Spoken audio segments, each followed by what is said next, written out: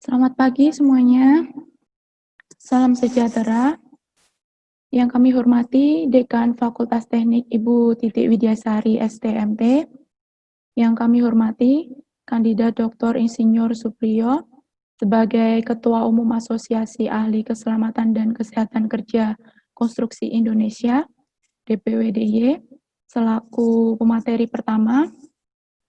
Yang kami hormati Bapak Dr. Lukman Ade Chandra sebagai Clinical Epidemiology and Biostatic Unit, Fakultas Kedokteran Kesehatan Masyarakat dan Keperawatan FKK MKUGM selaku pemateri 2. Yang kami hormati dosen-dosen yang telah hadir pada webinar ini, serta hadirin peserta webinar Protokol K3 Konstruksi selama COVID-19. Ya, untuk acara hari ini, sambutan yang pertama dari Ibu Dekan, Ibu Titik Widyasari. Kami persilakan, Ibu Dekan. Bismillahirrahmanirrahim. Assalamualaikum warahmatullahi wabarakatuh. Salam sejahtera bagi kita semua. Pertama-tama marilah kita ucapkan puji syukur kehadirat Allah Subhanahu wa taala yang telah memberikan kesehatan dan kesempatan bisa bertemu secara webinar Program Studi Teknik Sipil Fakultas Teknik Universitas Djana Badra Protokol K3 Konstruksi selama COVID-19. Walau secara fisik mungkin kita tidak bisa bertemu, tapi tetap dekat di dunia maya dengan bantuan teknologi. Bapak Dr. Kandidat Insinyur Supriyo dan Dr. Lukman Ade Chandra, Bapak Ibu dosen, Bapak Ibu pengurus dekanat, Bapak Ibu pengurus prodi di lingkungan Fakultas Teknik, adik-adik mahasiswa, dan seluruh peserta webinar yang saya hormati. Seperti kita ketahui dan alami bersama, pandemi COVID-19 sangat menghambat aktivitas kita, terutama aktivitas kerja, tentunya di dunia konstruksi juga berpengaruh, yang tentunya akan berdampak pada timbulnya permasalahan lain di luar masalah kesehatan. Mungkin sudah 3 bulan ini kita mencoba beradaptasi dengan kondisi yang tidak nyaman, namun kehidupan harus tetap berjalan sehingga bagaimanapun kita harus menyikapi kondisi ini. Semoga webinar ini dapat memberikan pengetahuan tentang protokol K3 konstruksi selama COVID-19, atau mungkin tidak hanya di dunia konstruksi, tapi bisa dipahami sebagai kebutuhan dan perubahan kebiasaan yang baik, yang lebih sehat dan lebih sehingga kita dapat beraktivitas dalam kondisi ada atau tidak ada COVID-19. Dalam kesempatan ini, kami mengucapkan banyak terima kasih kepada pembicara, sumber, Bapak Kandidat Dr. Insinyur Supriyo, dan Dr. Lukman Ade Chandra yang telah berkenan meluangkan waktu untuk berbagi ilmu dan informasi. Semoga webinar ini dapat bermanfaat dan berjalan lancar sampai akhir acara. Tidak lupa kami mengucapkan selamat dan terima kasih kepada Program Studi Teknik Sipil dan seluruh panitia atau tim yang telah mempersiapkan segala sesuatu terkait dengan acara ini. Semoga Allah Subhanahu wa taala membalas kebaikan yang kita lakukan. Tentunya atas nama panitia kami juga memohon maaf kepada para pembicara dan para hadirin peserta webinar ini jika ada hal-hal yang kurang berkenan. Mungkin sambil membuka acara ini, mungkin mengucapkan Bismillahirrahmanirrahim. Acara webinar ini kita buka. Akhir kata, selamat berseminar, selamat berwebinar. Taufiq wal hidayah. Assalamualaikum warahmatullahi wabarakatuh.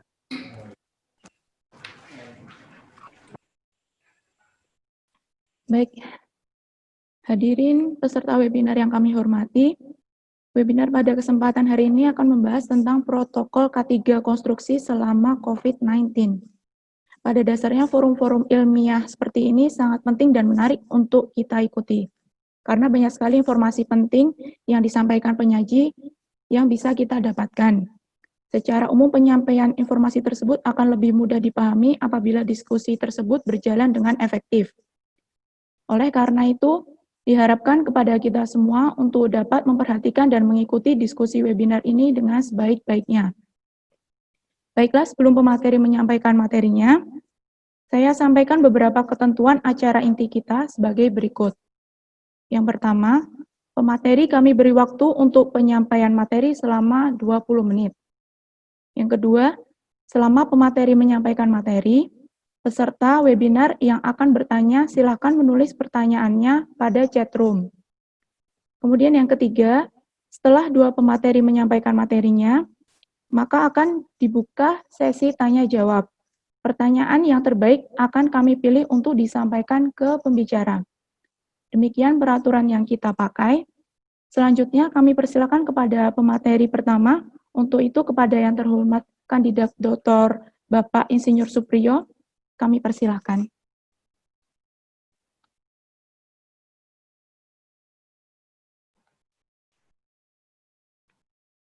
Assalamualaikum warahmatullahi wabarakatuh.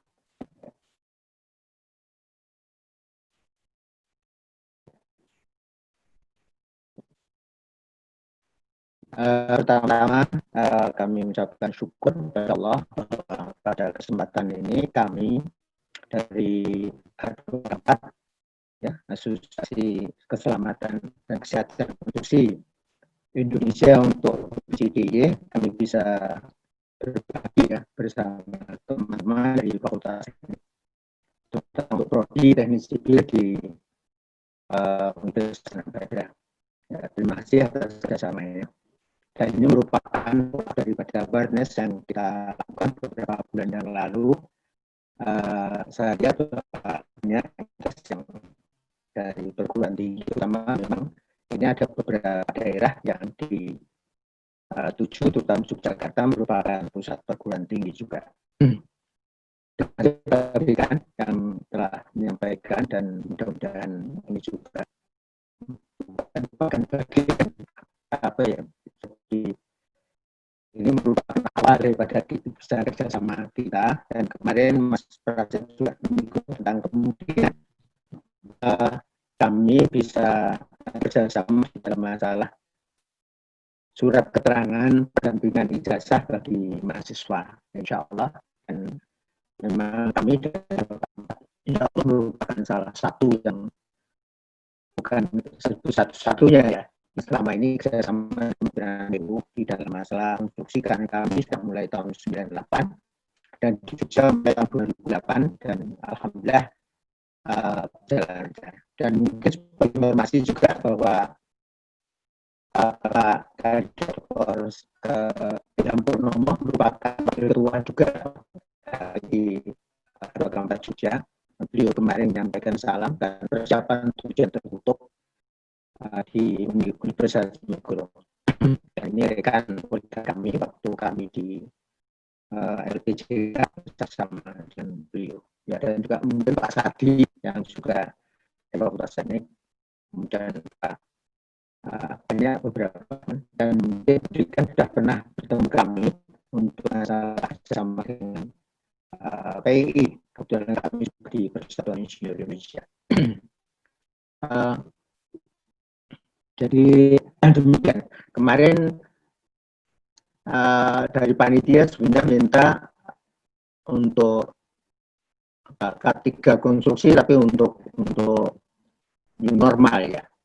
Tapi kemarin kami arahkan karena ini sedang disusun untuk yang K3 konstruksi untuk new normal itu dalam proses penyusunan ya, belum menjadi. Kebetulan Laswardi itu merupakan salah satu tim juga. Beliau adalah merupakan salah satu seorang komite yang anggota kalau nggak salah 9 di Indonesia yang diangkat pemerintah ya untuk komite keselamatan konstruksi di Indonesia. Ya, baiklah. Jadi kami mencoba untuk menyampaikan karena ini merupakan standar bagi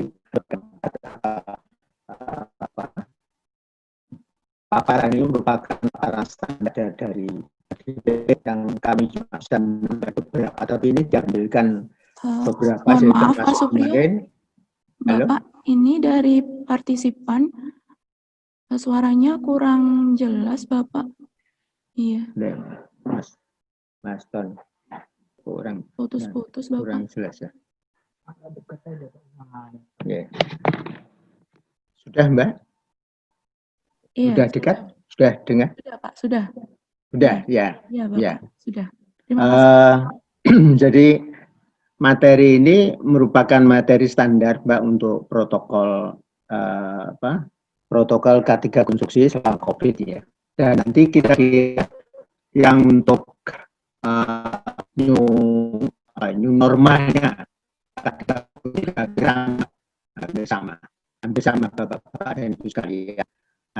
Cuma kemarin saya sarankan ke sini supaya ini yang sudah standar, kemudian nanti bisa dikembangkan karena materi ini belum sampai ke kontennya, tapi merupakan satu kayak manajemen lah yang terkait dengan pelaksanaan.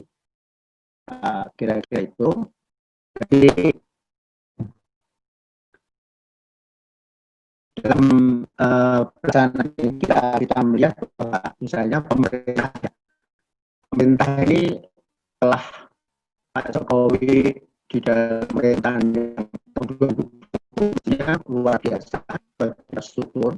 Mengapa kita sangat interest untuk masalah keselamatan kerja ini karena kasus yang tahun 2019 kemarin banyak peristiwa yang kecelakaan di bidang konstruksi. Sehingga kemudian dibentuk komite sebagainya, dan sehingga apa yang disampaikan ini harus kita dukung sepenuhnya dari seorang teknik ya, entah sebagai dosen, sebagai praktisi, sebagai konsultan maupun pengusaha. Mari kita mencoba untuk bisa menyesuaikan diri lebih dari dalam yang akan datang. Next. Jadi protokol COVID tidak mengendaraan jasa konstruksi ada beberapa skema, beberapa tahapan ya. Skema protokol pencegahan COVID tidak menjalankan dari pertama bentuk satgas, kemudian menjaga fasilitas pencegahan, kemudian mengedukasi atau memberikan arahan, kemudian mengukur suhu. Ini saya kira ini umum ya. Kemudian tindakan isolasi dan menghentikan kalau satu proyek atau kondisi itu dan sebagainya, kemudian membuat kerjasama penanganan suspek COVID dengan rumah sakit dan puskesmas setempat ya. Jadi ini satu skema untuk bisa kerjasama proses yang kita tahu ya. Kemudian kita juga mengapa kita dari standar yang dari kemarin kita coba, kita diskusi di malam bersama juga di standar-standarnya, tapi kita juga ngambil ini, kita ambil dari usaha. Ya, nanti kapan kalau nanti kita mengharap aturan dari Amerika terbaik, kemudian dari Asia, tapi kalau menurut saya dari yang kurang bagus untuk kerjanya. Dan kebetulan 2 tahun yang lalu saya sebagai satu pendampingan untuk institusi yang kerja di Indonesia, saya dari BI, kemudian saya memberikan arahan terutama ada 23 insinyur ya dari Cina yang masih muda-muda, yang memberikan kami untuk bisa membantu teman-teman atau insinyur muda baik itu dosen maupun praktisi maupun mahasiswa. Mengapa kalau mereka melewat dari sini dan itu masih muda-muda tapi luar biasa kemampuannya. Tapi di dalam masalah kesehatan keselamatan ini mereka tidak seperti Indonesia. Dunia ada 2 yang kurang bagus itu India sama China, bagus lagi pada standar kami. Jadi seperti itu, jadi dibentuk dengan proyek lah PKU untuk bagian unit keselamatan konstruksi, kemudian paling sedikit ini ada standar semuanya, dan nanti bisa bekerja sama dengan bimbing pihak proyek. Ini kita asumsikan bahwa kita ada menggarap satu proyek, kira-kira itu. Next, ya. Kemudian ada edukasi promosi teknik, ini saya kira umum biasa, jadi cuma semuanya kondisi COVID ya, jadi Kementerian Kesehatan, kemudian juga putusnya nanti bisa dibuka startnya bisa bersama pihak proyeknya. Selalu kita berhubungan dengan Kementerian PUPR. Next. Jadi gambaran kita ambil juga dari usaha kita teknologi yang dilibatkan oleh Amerika. Jadi ada dari Iris, kemudian Iris ada ya, ini merupakan satu yang diambil ini terkait yang tapi nanti kalau teman-teman sekali kalau mungkin saya juga sarankan jadi teman-teman yang sangat di fakultas teknik ya di sipil mereka untuk membuat satu kelompok yang kajian gitu dan insya Allah bisa berbagi. Kalau kami memang kurang informasi, kami dari karena mereka teman-teman orang senior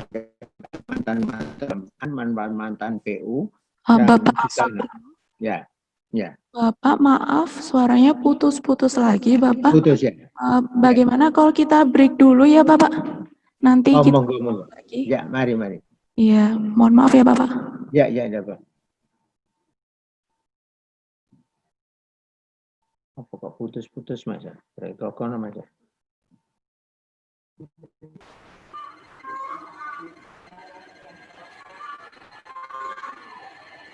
Assalamualaikum. Waalaikumsalam, Bapak.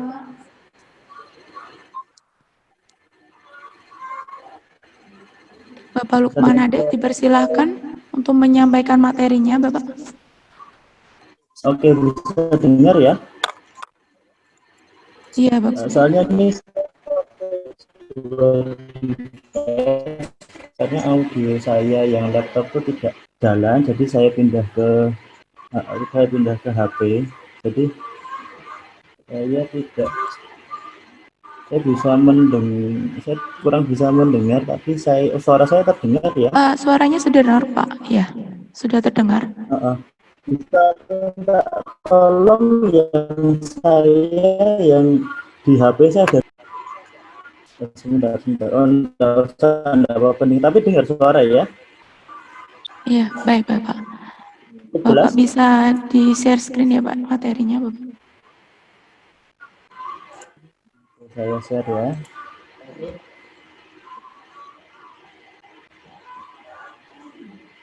Ya, sudah, Bapak.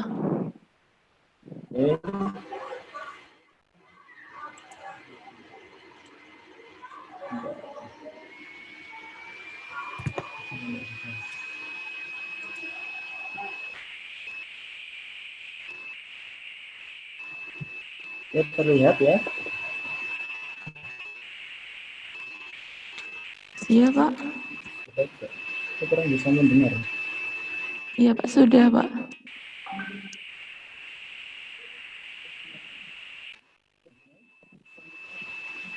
Baik. Bisa saya mulai ya? Bisa, Bapak, iya. Baik. Oke. Assalamualaikum warahmatullahi wabarakatuh. Waalaikumsalam warahmatullahi wabarakatuh. Terima kasih kepada Mbak Widya, sebagai moderator, dan pembicara satu yang saya hormati. Perkenalkan, nama saya Lukman Abdul Chandra. Saya di Fakultas Kedokteran UGM. Kalau sekarang namanya Fakultas Kedokteran Kesehatan Masyarakat dan Keperawatan. Kebetulan saya ada di unit epidemiologi yang mana berfokus ke penyakit infeksi, dan ini salah satunya COVID ya, walaupun untuk riset sendiri tidak terlalu banyak gitu. Oke, kita mulai saja. Tolong kalau misalnya suara saya tidak jelas, mohon dikabari ya Mbak ya. Iya, Oke. Pak. Kita mulai dari COVID dulu. Jadi COVID ini saat ini menjadi trending topik ya dimanapun, dan sepertinya hampir semua topik itu dikaitkan dengan COVID, tapi kadang-kadang kita sendiri belum tahu COVID itu seperti apa. Jadi ini saya coba untuk menjelaskan ya sederhana mungkin supaya mudah dipahami. Jadi COVID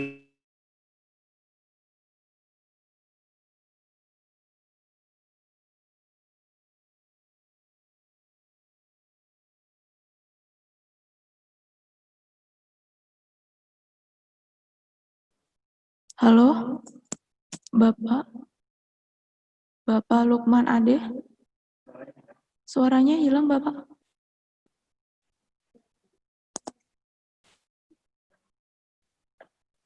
Baik, hadirin webinar, mohon maaf sekali ya, ini ada kendala lagi.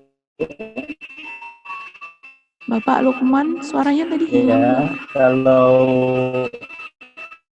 apa namanya 19, makanya disebut COVID-19, itu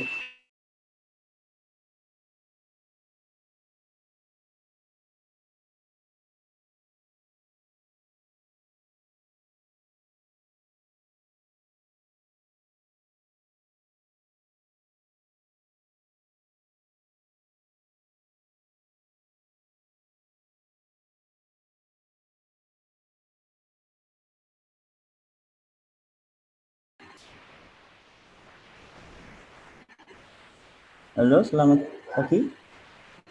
Iya, Bapak. Masih nyambung? Masih nyambung, Pak. Oh, kok saya ada notifikasi di mute ya? Iya, Pak. Baik, oke saya lanjutkan ya. Baik, jadi COVID Bisa ini dilanjutkan. adalah sebuah virus. Virus itu partikel yang sangat kecil, lebih kecil dari bakteri, dan dia salah satu makhluk hidup paling kecil. Nah, itu dia berasal dari kelelawar. Nah, si kelelawar ini itu juga Bapak Lukman Ade, bisa di share screen ya, Pak? ini saya Materinya. bilang ya share screen-nya ya. Sebentar. Iya.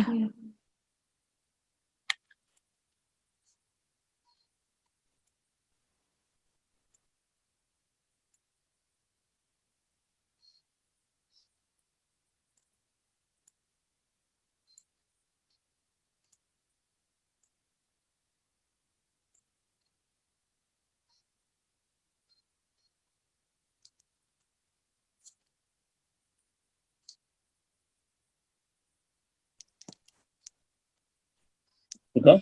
Iya, sudah Bapak. Terima kasih Bapak Lukman. Ya, mohon maaf ya nih. Oke. Jadi si coronavirus ini itu juga menjadi penyebab beberapa tahun lalu SARS dan MERS. Ya, cuman tidak separah yang coronavirus yang sekarang. Nah, dia itu menginfeksi saluran nafas. Jadi dari kelelawar ya, dicurigai kelelawar ini, si virus ini bermutasi menjadi bisa menginfeksi manusia, saluran nafas manusia. Kemudian pertama kali dideteksi di Wuhan ya pada Desember 2019 pada seorang wanita 55 tahun di sebuah pasar. Nah, hanya dalam waktu 6 bulan itu ada 215 negara terdampak dengan 7,6 juta kasus ya dan hampir 500.000 kematian. Karena itu WHO menamakannya pandemik. Pandemik itu dia sudah across countries ya, atau sudah melewati benua. Itu disebut dengan pandemi. Makanya saat ini fokus dari WHO semuanya ke COVID karena ini belum akan berakhir. Nah, kenapa sih kok COVID ini menjadi problem? Itu ada banyak hal yang membuat COVID ini tidak ada hentinya problemnya. Yang pertama itu dia sangat mudah menular. Ya, sebenarnya dia tidak lebih tidak lebih mudah menular dibandingkan SARS, tapi problem kedua itu muncul yaitu dia sangat punya daya tahan yang tinggi, jadi tidak mudah mati. Nah, karena itulah dia sangat penyebarannya sangat luas ya, karena dia tidak mudah. Yang ketiga, ternyata dia punya risiko kematian. Ada yang bilang ini sama kayak flu. Oke, flu memang betul bahwa flu itu juga memiliki risiko kematian. Cuman COVID ini dia risikonya lebih besar. Jadi seperti itu. Nah, yang ketiga problem yang lain, keempat maksud saya adalah vaksinnya tidak ada. Memang pembuatan vaksin itu tidak mudah. Jadi kalau kita berharap vaksin dalam waktu dekat itu agak sulit. Yang kelima adalah tidak ada efektif treatment. Antivirus yang efektif saat ini belum ditemukan, dan terapi yang diberikan kecenderungannya lebih ke arah penyakit yang lainnya atau mencegah kematian, tapi yang membunuh virus itu tidak ada. Yang terakhir yang menjadi problem kita saat ini adalah kurangnya kesadaran terhadap pencegahan. Nah, problem inilah yang membuat si COVID-19 ini saat ini masih menjadi masalah dan mungkin bisa berbulan-bulan ke depan atau bahkan mungkin tahunan ke depan.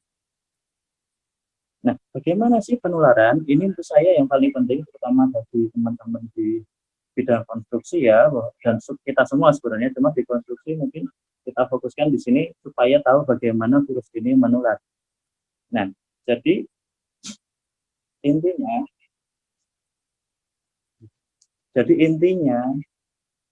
adalah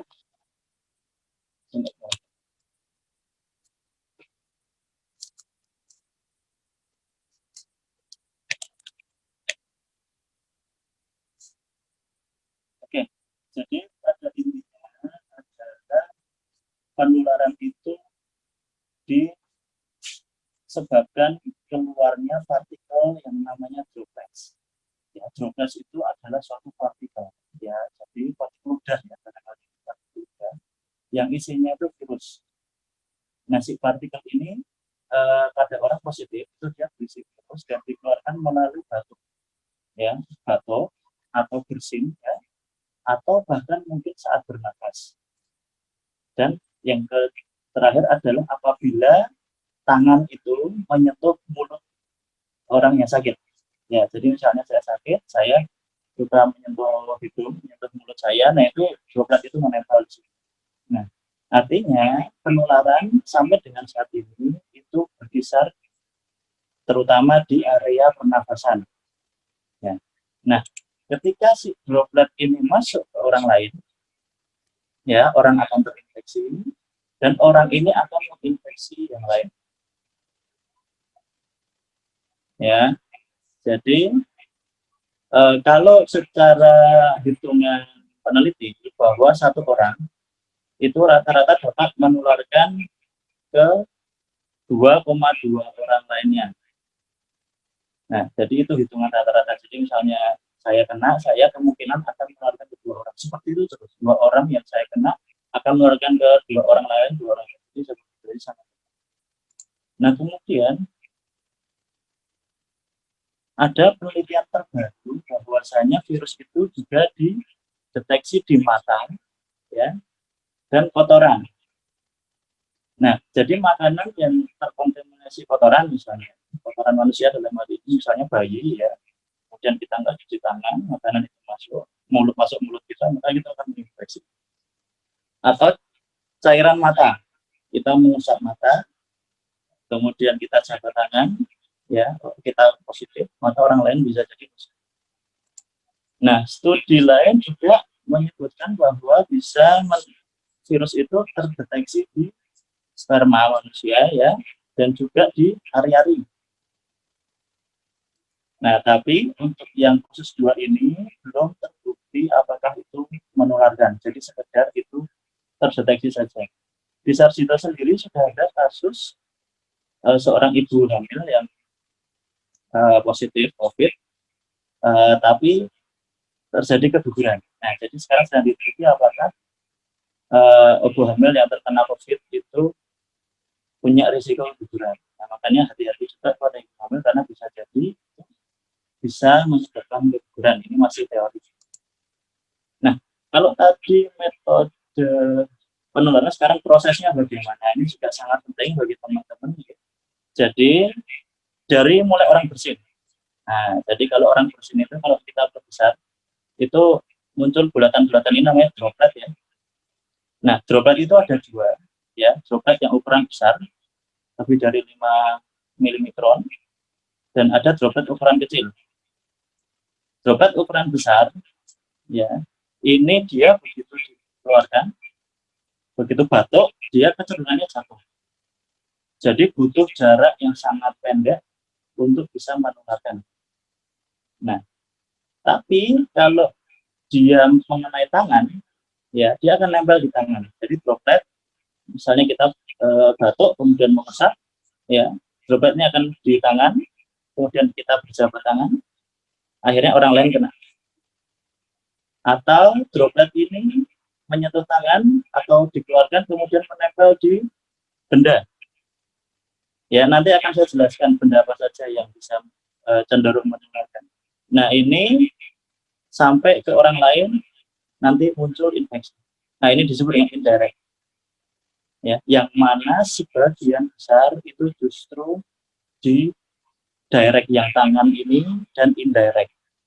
Nah, ini menjadi penting bagi teman-teman bekerja di konsumsi bahwasanya jangan artinya kita harus aware ya bahwa ini barang-barang yang kita sentuh itu justru lebih berpotensi daripada sekedar orang yang batuk kemudian masuk ke pernafasan kita.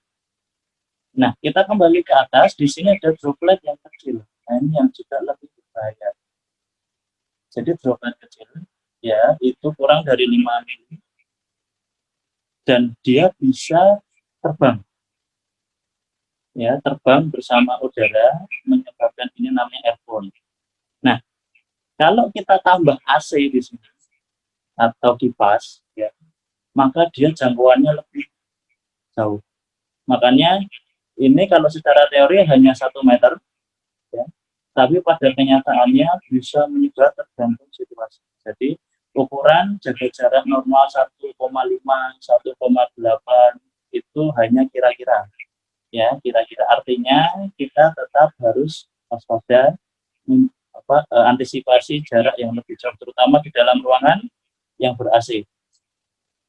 Oke. Nah, sebenarnya dari bagian ini saja kita sudah banyak belajar. Ya, bahwasanya kenapa sih perlu masker? Kenapa kita butuh social distancing, ya, physical distancing sama ya. Kenapa kita menghindari jabat tangan? Kenapa kita jangan mudah menyentuh benda-benda dan lain-lain. Artinya dari ini saja sebenarnya sudah sangat cukup bagi kita untuk menyadari bahwa bagaimana yang kita lakukan untuk ke depan untuk menghindari. Baik, nah ini problem yang kedua tadi yang saya sebutkan bahwa virus ini sangat tahan terhadap lingkungan. Ya. Basic ilmunya sebenarnya, jadi si virus ketika dia keluar dari sel, ya, ketika dibatukkan itu kan sudah keluar dari sel hidup ya, baik sel manusia ataupun hewan, itu basic ilmunya adalah dia akan mati. Cuman kapan matinya, itu ternyata mereka berbeda-beda. Dan termasuk dalam hal ini si coronavirus ini termasuk tahan. Ya, tapi dia dipengaruhi oleh beberapa hal. Nah, yang pertama itu suhu. Nah, jadi ternyata dia mati dalam suhu sekitar 60 derajat selama 30 menit. Ini cukup tinggi sebenarnya, tapi mungkin kalau misalnya suhu itu sekitar 35 atau seberapa, bisa jadi dia mati dalam waktu yang lebih lama. Tapi intinya dia terpengaruh oleh suhu. Yang kedua, kelembaban. Ya, jadi kalau kelembabannya di atas 80, ya sangat lembab, itu dia mempercepat kematiannya.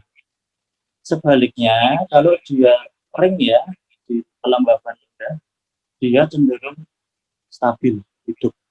Karena itulah mungkin ini teori yang menjelaskan bahwa kenapa di iklim dingin ya, yang bulan Februari itu penyebarannya besar. Ya. Salah satunya kemungkinan karena memang virus ini cenderung tahan. Yang ketiga itu ada sinar UV. Kalau ini dia memang punya potensi membunuh DNA virus secara langsung. Nah, cuman problemnya, apakah sinar matahari kita itu mengandung UV yang dimaksud? Ternyata ya tidak. Jadi sinar UV yang terpancar sampai ke bumi kita itu sinar UVA yang mana itu tidak membunuh virus. Ada sinar UVB yang bisa membunuh virus tapi dia pada siang bolong. Yang mana itu juga pada kulit kita menyebabkan perburukan ya, artinya tidak bagus juga untuk kita. Jadi di sini sinar UV di sini kepentingannya adalah sterilisasi. Jadi sterilisasi alat dengan sinar UV B atau C ya, sinar UVC itu bisa membunuh virus. Nah, pendekatan kita yang penting adalah yang bawah, yaitu adanya desinfektan, karena ternyata virus itu langsung mati. Ya, artinya virus ini tidak bertahan dalam desinfektan ya atau antiseptik, monggo silakan, yaitu ada ether, ada etanol, klorin dan juga deterjen. Nah, yang terakhir yang penting buat teman-teman di sini adalah material. Artinya ada beberapa material yang membuat virus ini bisa lebih bertahan. Nanti akan kita bahas. Nah, ini adalah materialnya ya. Ini ada satu penelitian dilakukan oleh Dorema lain ya. Itu menunjukkan bahwa ternyata virus itu dia sangat bertahan di plastik. Dia di sini sampai dengan 3 hari ya, 72 jam. Jadi masih terdeteksi. Ke stainless steel dia cenderung kuat juga meskipun tidak sekuat plastik, tapi di sini juga tergolong tinggi. Nah, pada cardboard ya, kardus ya, dan chopper ya, tembaga, dia juga bertahan walaupun hanya sekitar 24 jam. Ya, di sini malah lebih lagi di tembaga dia tidak stabil. Nah, makanya di sini teman-teman yang ada di konstruksi saya pikir cukup banyak ya atau material-material yang bisa dikatakan memiliki suasana yang kondusif bagi si virus untuk bertahan. Karena itu saya pikir nanti strategi desinfektasi, strategi perlindungan diri saya pikir menjadi yang penting. Nah, ini Ketua BNPB kita, ya, Doni Monardo, yang menyatakan bahwa sebenarnya 90% orang terpapar COVID itu dari tangan. Dan itu benar, dalam arti beberapa studi menyatakan bahwa memang betul. Jadi penularan langsung melalui batuk, ya, langsung ke muka orang, yang langsung masuk ke saluran nafas orang itu jauh lebih sedikit dibandingkan yang dari tangan. Dari tangan itu misalnya tangan terkontaminasi, seorang pasien COVID ya, tangannya terkontaminasi, dia masuk ATM ya, sederhananya ya, dia buka pintu, dia nempel di besi ya, stainless steel, dia mencet alat, akhirnya ada orang yang masuk, kena, nggak cuci tangan, kena mulut, masuk, dan lain sebagainya. Maka di situ Kemenkes ya itu membuat suatu suatu daftar dari benda-benda dan ketahanan virus yang ada dalam benda itu. Di sini yang paling lama itu kalau di Kemenkes logam. Nah, ini saya kurang tahu beliau dari Kemenkes itu menggunakan referensi yang mana, tapi oke lah kita pakai saja. Artinya ini sebagai awareness kita, ini mungkin perlu dicetak ya, dalam arti daftar ini, dan bisa digunakan untuk SOP atau apalah yang bisa digunakan sebagai petunjuk ya ketika kerja di lokasi kerja. Nah, di sini yang paling berat logam ya, itu bisa sampai 5 hari. Kemudian plastik di sini justru hanya 2-3 hari. Tapi intinya mereka tahan berhari-hari, artinya tetap harus kita aware dengan lingkungan. Baik, yang selanjutnya adalah mengenai virus ini bisa meningkatkan risiko kematian. Saya tidak bilang menyebabkan kematian ya, tapi meningkatkan risiko kematian. Jadi tidak langsung membuat mati, tapi meningkatkan risiko kematian. Nah, sebenarnya 80% orang itu menderita gejala yang ringan dan sedang saja. Ringan dan sedang itu ya batuk, demam, pilek, ya. Paling pol itu sesak nafas, ringan, ya. Dan ada juga yang tidak gejala. Nanti saya jelaskan sedikit mengenai OTG ya, orang tanpa gejala. 13% itu berat. Dan 6,1% itu kritis. Nah, dari kesemua kasus itu, tingkat kematian terhitung 5,6%. Artinya dari 100 orang, itu ada 5,6 atau 5 orang lah yang meninggal. Dari total 7 juta kasus ini 2 hari lalu. Tapi ternyata setelah diteliti, itu mengerucut ke faktor tertentu ya. Yang pertama usianya salah 60, bukan 60%, ini 60 tahun ya. Usia 60 ternyata. Kemudian dia masuk di stage yang kritis. Ya, jadi bukan yang ringan sedang, saya pikir sangat sedikit kasus kematian, berat ya mungkin ada, tapi yang kritis ini bisa 70%.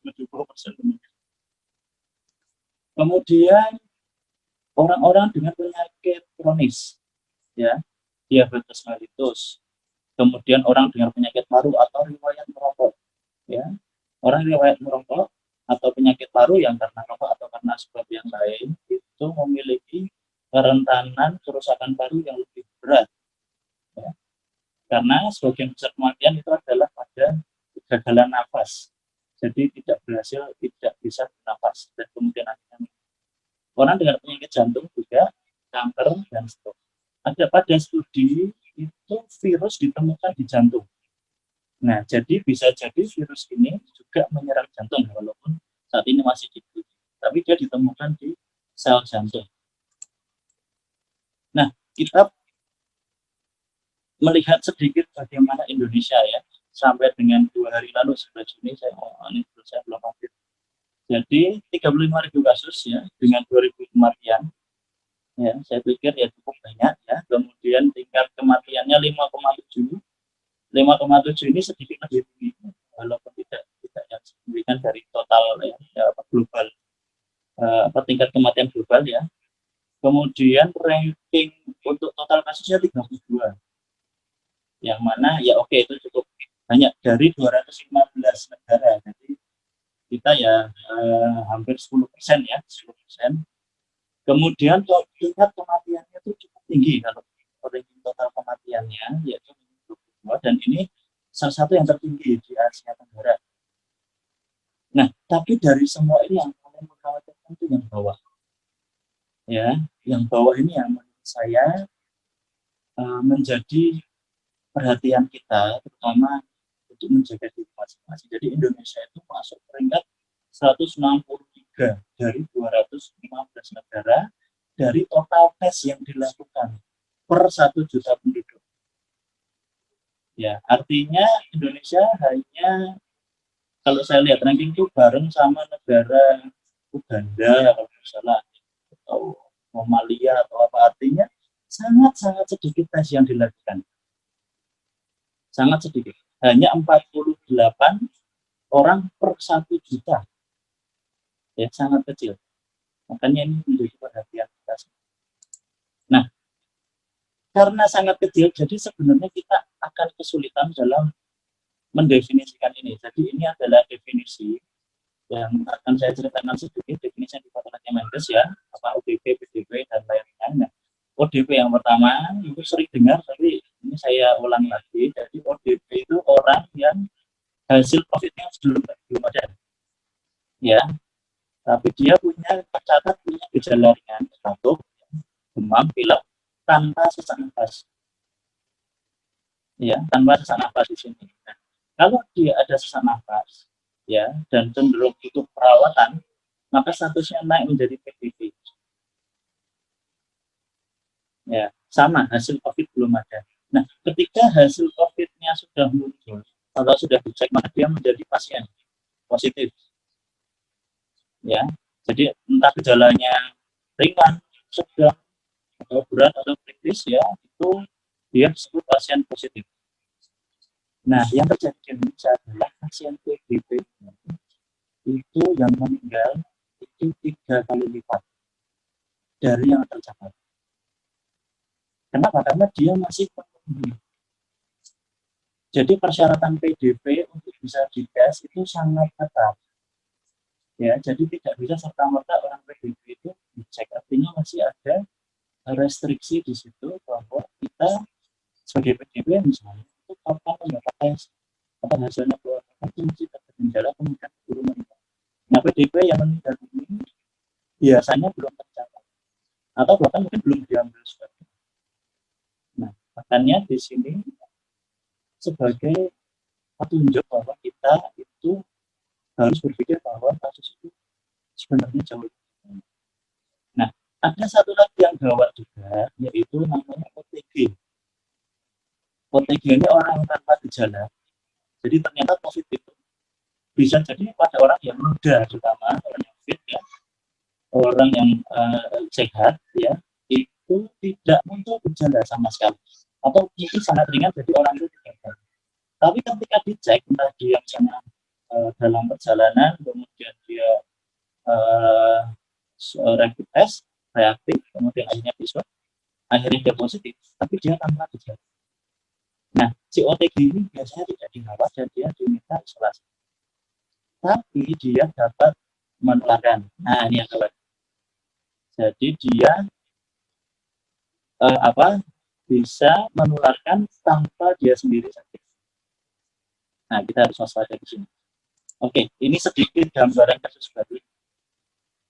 Pada 11 Juni, ya, 2 hari lalu, 979 kasus meninggal, bukan positif maksud saya. Dan kalau kita lihat kurvanya itu kan masih naik. Kalau kita ambil garis itu kecenderungannya masih. Nah, di sini saya hanya ingin menyampaikan bahwa kasus kita itu masih naik. Jadi kalau kita memang harus persiapan normal, kita harus tetap meningkatkan kewaspadaan, bahkan lebih tanggap. Ya, kita harus lebih siap terhadap diri kita dan lingkungan. Nah, oke, jadi ada fakta kasus baru masih meningkat, ya. Kemudian tidak ada vaksin, tidak ada pengobatan efektif. Saya bisa katakan tidak ada pengobatan yang efektif karena masing-masing rumah sakit sendiri masih kebingungan harus memberi obat apa. Jadi tidak ada yang 100% bahwa ini mengobati. Kemudian yang ketiga adalah kita sudah harus memperlakukan normal. Apa itu normal? Normal itu adalah kita hidup normal tapi yang hidup. Jadi misalnya kita sekarang kalau berangkat nggak pakai masker, kemudian harus mengurangi eating, misalnya harus bawa hand sanitizer, atau harus pulang harus cuci tangan dan lain-lain, itu namanya kebiasaan baru. Jadi new normal di sini adalah normal, ya, kita hidup normal, tapi dengan kebiasaan yang seperti itu. Detailnya itu sangat banyak dan itu mungkin nanti sedikit demi sedikit kita akan tahu harus seperti apa. Jadi ini proses belajar. Nah, karena ada 3 hal ini, maka kita harus memaksimalkan upaya pencegahan. Ya, apa itu? Ada 4. Ya, yang pertama APD, alat pelindung diri. Ya, kemudian yang kedua social distancing, cuci tangan dan kenali diri. Nah, apa itu? Kita lihat satu-satu. Pertama, APD, ya, alat pelindung diri. Nah, apa tujuan alat pelindung diri itu? Kita melindungi masuknya partikel virus ke saluran nafas.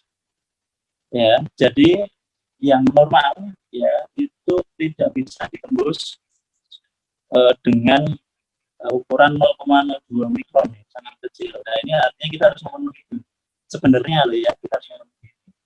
Nah, tujuan yang kedua dari alat pelindung diri adalah menghindari tangan, ya, ini sentuhan, ya, dan anggota badan dari kontaminasi virus. Nah, jadi 2 prinsipnya harus dipegang dari APD. Nah, apakah harus seperti ini? Menurut saya tidak perlu, ya. Artinya ini adalah setting bagi tenaga medis yang mana mereka memang berada dalam lingkungan yang highly contaminated, ya, artinya sangat banyak sekali risiko tertular. Untuk kita, ya saya pikir tidak perlu yang seperti ini, walaupun kalau memang bisa itu jauh lebih baik, tapi kalau tidak pun tidak masalah, artinya kita cukup dengan yang sederhana tapi bermakna. Misalnya ada 3 hal ya, di sini ada masker, ya, kemudian sarung tangan dan face shield. 3 ini saja menurut saya cukup. Nah, kita lihat satu-satu. Masker N95 ini sebenarnya pada awalnya adalah untuk setting lab tuberkulosis misalnya, yang dia bisa virus itu bisa terbang kemana-mana. Nah, itu memang pakainya N95 dan bentuknya seperti ini ya. Itu sudah banyak yang tahu ya. Ini keras ya, dan kalau dipakai tidak nyaman. Itu dia bisa menyaring sekitar 95% efektivitasnya. Nah, kalau misalnya ini sulit sekarang ya, sulit kita lihat mahal.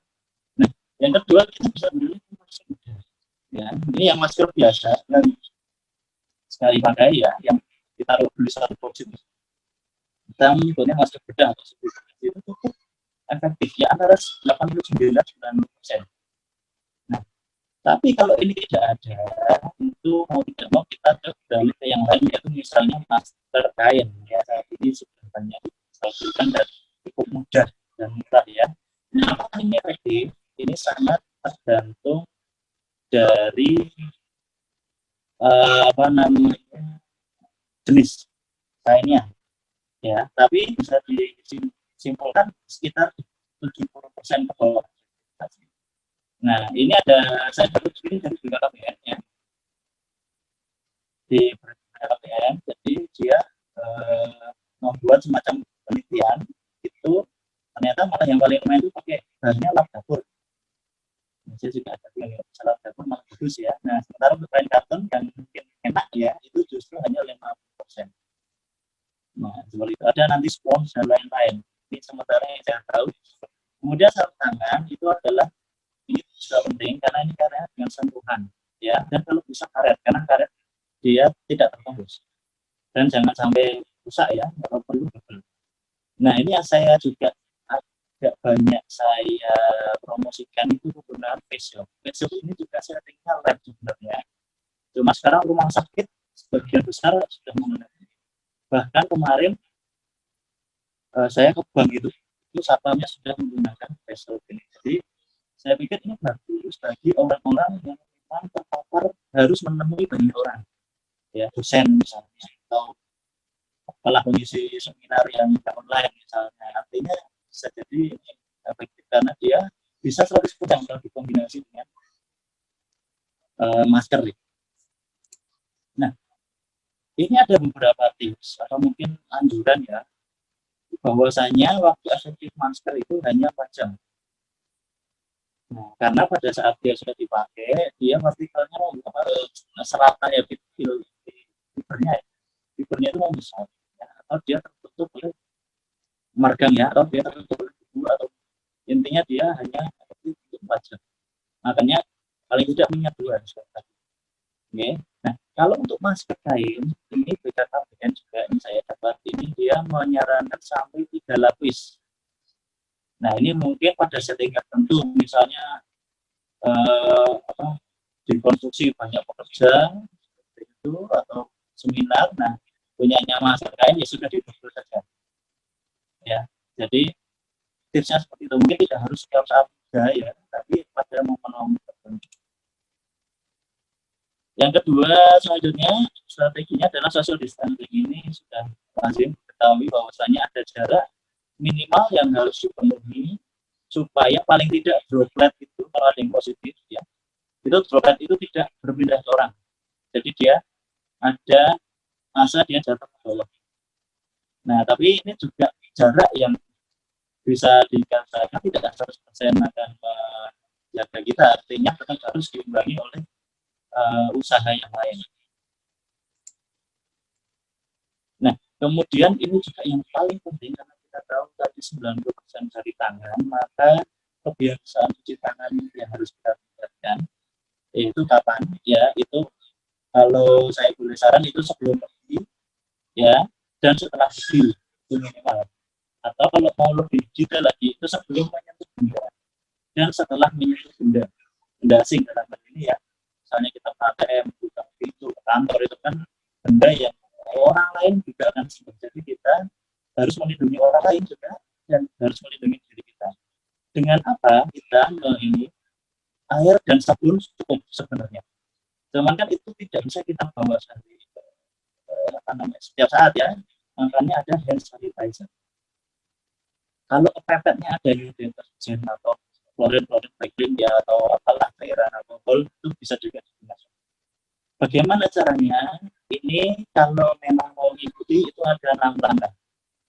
Nah ini nanti lihat videonya banyak ya 6 langkah. Karena ini dulu cuma diajarkan di rumah sakit ya. Wajib ini bagi saya dulu masih sekolah ini wajib bisa. Nah sekarang semua orang harus bisa. Jadi sekarang terjadi peningkatan tradisi rumah sakit ke masyarakat. Jadi semua hal yang di rumah sakit sekarang dilakukan di masyarakat. Yang kedua itu juga adalah lamanya. Ini yang sering tidak kita patuhi, bahwasanya kita butuh waktu sekitar 60 detik, minimal 40 detik, supaya virus itu mati. Jadi tidak cuma sekali dibasuh, terus langsung kita basuh pakai sabun, kita habis air langsung, tidak. Jadi kita beri waktu paling tidak 60 detik supaya virus itu bisa mati. Kemudian yang penting juga itu adalah mengenali diri kita. Nah ini juga penting karena sekarang tidak mudah kita mendapatkan rapid test ya. Kalau mudah harus bayar dan itu tidak murah. Jadi minimal kita menggunakan diri kita, kewaspadaan kita. Jadi ketika kita memiliki gejala ini, kita harus terus waspada walaupun bukan COVID. Ya, jadi dengan gejala ini itu kita sudah harus aware. Aware-nya bagaimana ya kita? Oke, kalau kita sakit kita jangan menulari anak kita atau keluarga kita, istri atau tetangga orang tua dan macam-macam. Artinya kita harus memproteksi diri. Nah, kadang-kadang kita sulit juga bagaimana membedakan dulu. Nah, ini ada penelitian yang memang mirip sekali antara coronavirus ya, common cold yang istilahnya masuk angin ya, atau flu yang biasa saya beli dengan flu yang sifatnya seasonal ya, flu yang lebih berat. Nah ini mirip, tapi ada satu perbedaan yaitu pada gangguan nafas dan pada pola tidurnya.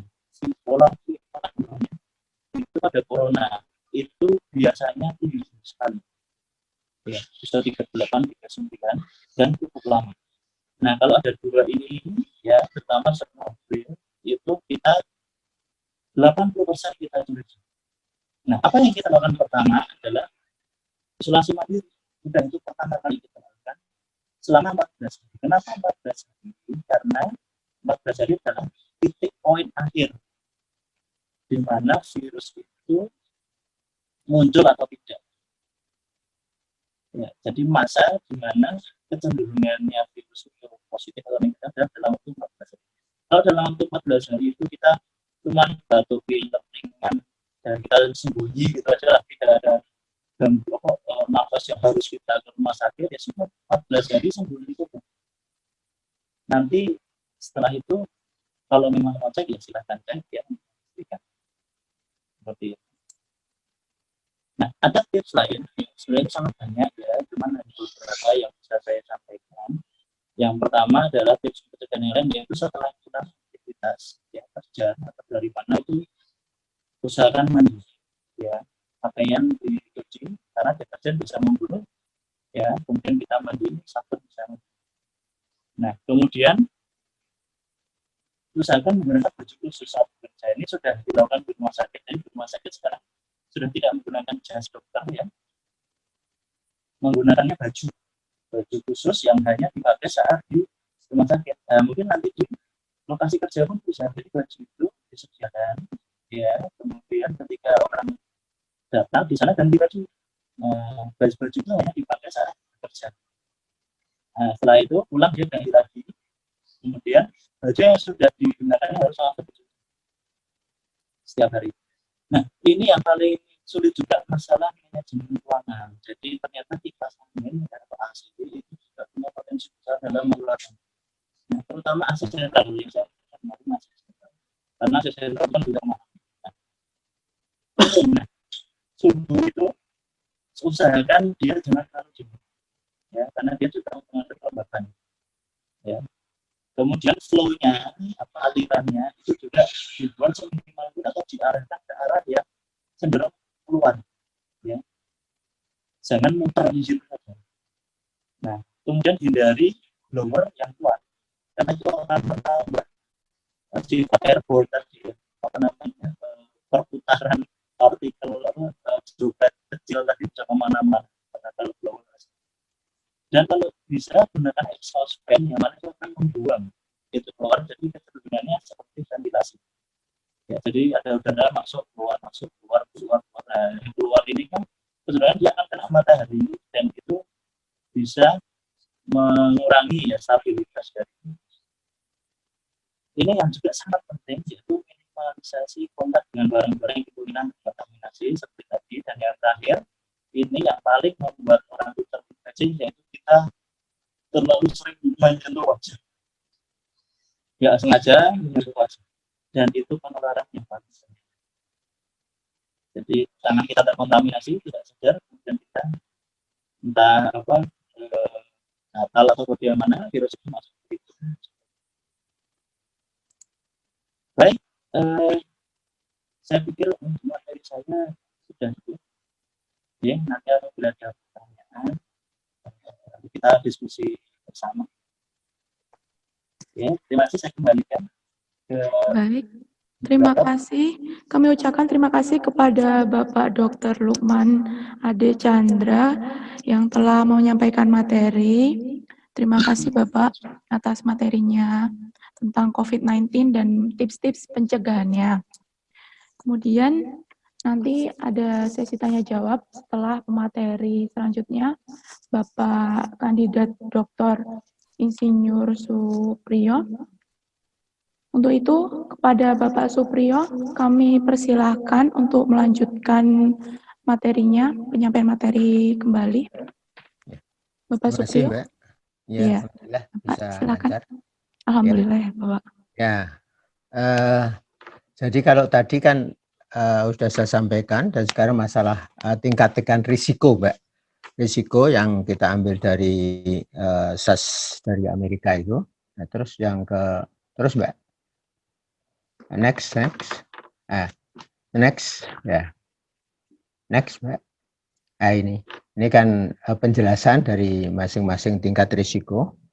Ya, jadi itu bisa kita baca bahwa ada risiko rendah, ada risiko paling tinggi, risiko menengah, dan risiko tinggi. Ya, itu masing-masing punya karakteristik sendiri-sendiri, dan berarti kita di dalam mengatasi risiko itu sudah ada satu prosedur sendiri. Next, Mbak. Next, ya. Next, ya. Dalam dunia konstruksi, terutama yang terkait dengan kontrak, itu biasanya gini, kalau penyedia tender ya, biasanya tender, penyedia jasa, kalau pengguna jasa itu kan pemerintah ya di sini, kemudian penyedia jasa adalah kontraktor maupun konsultan ataupun pengawas. Ya. Biasanya dia sebelum, jadi lebih-lebih dalam dengan COVID ini bahwa seorang penyedia jasa sebelum dia kerja, dia harus membuat satu yang namanya rencana keselamatan kerja, RKK. Ya, RKK ini satu dokumen yang menyatu dengan kontrak, ya. Nah, menyatu dengan kontrak, kemudian isinya standar, dan itu ada satu aturan tersendiri yang diterbitkan oleh Kementerian PUPR. Jadi masing-masing jenisnya beda-beda. Jadi kalau mungkin pengerjaan jalan sendiri, pengerjaan air sendiri, pengerjaan untuk gedung sendiri, dan itu melihat misalnya gedung yang tinggi maupun yang sedengan ataupun perumahan sendiri-sendiri. Jadi itu sudah ada aturannya. Ya, inilah yang sedang mau dicoba untuk yang bersifat kemasyarakatan kayak apa, dan itu nanti akan dilaksanakan di tingkat provinsi maupun di tingkat daerah. Ya, next Mbak. Ya, jadi ini ada satu format ya. Format dari yang RKK tadi, jadi RKK ini karena memang gini Mbak, jadi satu kasus ya, kebetulan ketika tahun 15, tahun 16 saya Monef, kemudian saya tim leader untuk Indonesia Timur, Indonesia Tengah bersama PU, jadi mereka itu apa ya, jadi gampangke itu nyepeleke bahwa seorang pekerja itu seakan-akan apa ya, jadi kalau disuruh membawa APD, menggunakan APD, mereka merasa bahwa itu ribet gitu loh. Ini juga repot ya. Dan ini juga terkait dengan bagaimana apa sikap daripada, dan ini Pimpro kadang-kadang tidak bisa maksa Mbak, untuk terutama di daerah timur itu apa ya, kesulitan sekali kita. Jadi terutama saya melihat di NTT ya, NTB ya, daerah-daerah yang demikian lebih-lebih NTT. Karena memang suasananya panas dan sebagainya, sehingga kadang-kadang membuat satu APD yang nanti pada dasarnya itu untuk menyelamatkan dia itu udah nggak peduli, udah pakai, kadang-kadang naik itu ya seenaknya, tidak pakai sama sekali, pakai sandal cepet, udahlah, pokoknya seperti itulah.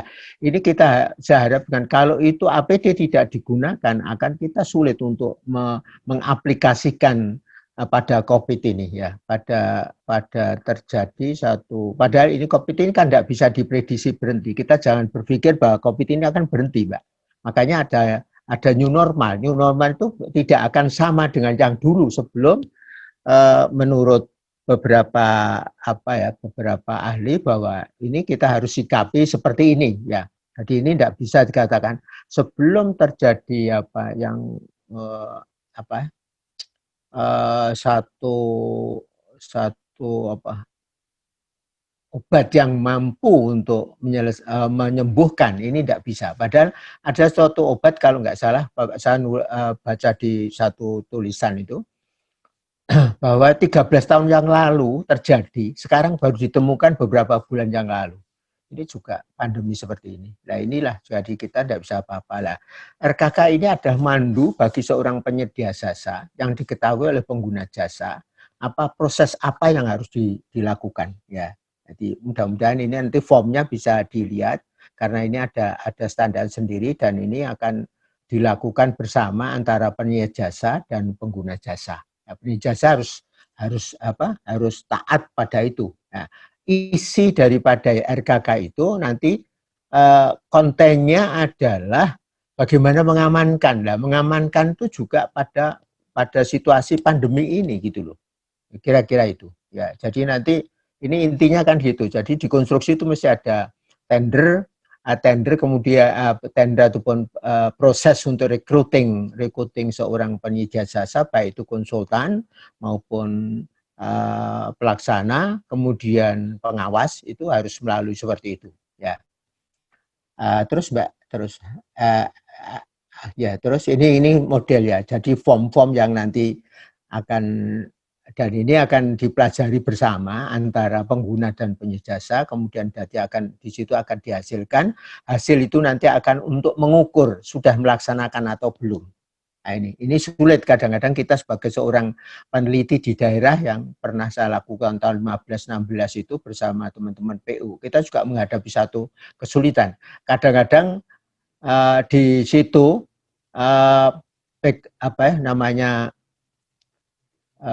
direksi ya, kan mudahnya itu pengambil kebijakan itu kadang-kadang tidak memahami bahwa tujuan kita di dalam Monef misalnya adalah bagaimana untuk monitor apa dilaksanakan enggak peraturan pemerintah yang untuk dilaksanakan di dalam yang terkait dengan konstruksi. Ini yang kita repot. Lebih-lebih yang pada COVID ini, ya itulah yang menjadi masalah. Nah, makanya itu dengan tadi misalnya Pak Chandra memberikan satu wawasan demikian, jadi sebenarnya kontennya kesehatannya seperti itu gitu loh.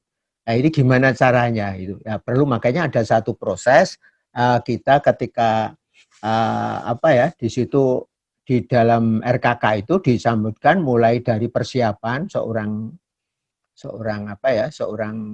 mau bekerja, itu ada satu meeting morning meeting itu dijelaskan, kemudian per sub bidang itu dijelaskan permasalahannya karena masing-masing bidang beda. Kalau di jalan beda dengan kita menghadapi di jembatan, beda kita menghadapi di gedung, beda menghadapi di pengairan, itu beda-beda. Nah, inilah yang nanti membutuhkan kedisiplinan yang tinggi ya. Ya kita ya harus tinggi itu. Kalau enggak ya kita tidak bisa apa-apa untuk melaksanakannya. Lebih-lebih sekarang ya. Jadi mereka apa ya Mas? Jadi beberapa waktu ketika awal COVID ini kami juga kebetulan ada di proyek swasta itu. Jadi mereka juga apa ya menyepelekan gitu loh. Padahal kita sudah minta, kadang-kadang jadi bosan kita itu. Inilah yang nah ini tugas seorang insinyur ataupun seorang teknisi untuk bisa melakukan. Next Mbak.